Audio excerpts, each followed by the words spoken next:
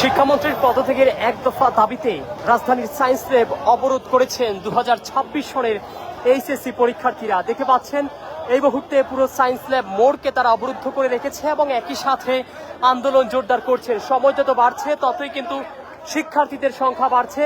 তারা বিভিন্ন স্লোগান দিচ্ছেন, স্লোগানে দাবি জানাচ্ছেন শিক্ষামন্ত্রীর পদত্যাগের।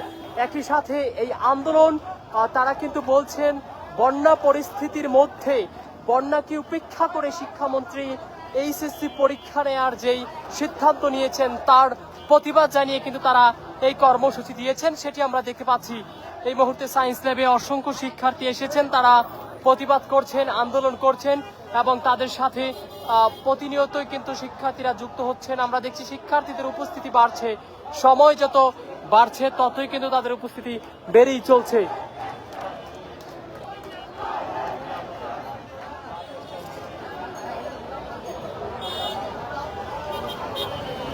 পুরো সায়েন্স ল্যাব তারা অবরোধ করে রেখেছেন। সড়কে যানবাহন চলাচল একেবারে বন্ধ রয়েছে, 2 লেন দিয়ে আমরা সেই দৃশ্য দেখতে পাচ্ছি। এই মুহূর্তে পুরো এলাকা জুড়ে তারা বিভিন্ন স্লোগান দিচ্ছেন, স্লোগানে প্রতিবাদ জানাচ্ছেন শিক্ষামন্ত্রীর বিরুদ্ধে।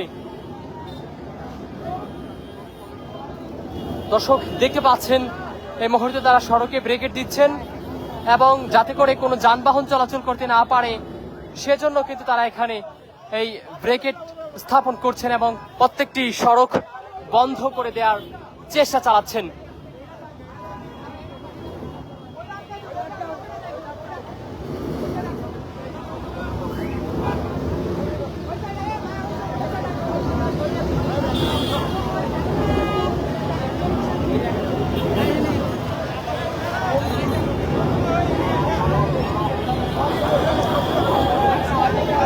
সময় যত বাড়ছে ততই কিন্তু আন্দোলনকারীরা এখানে আসছেন।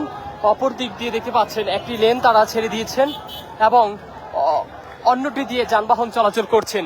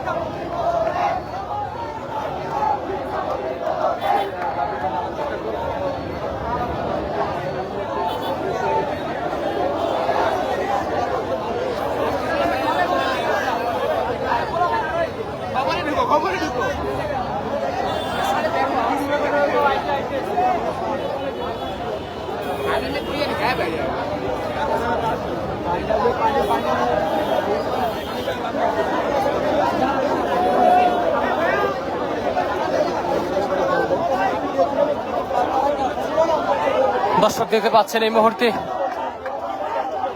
পুরো এলাকা জুড়ে তারা কিন্তু স্লোগান দিচ্ছেন।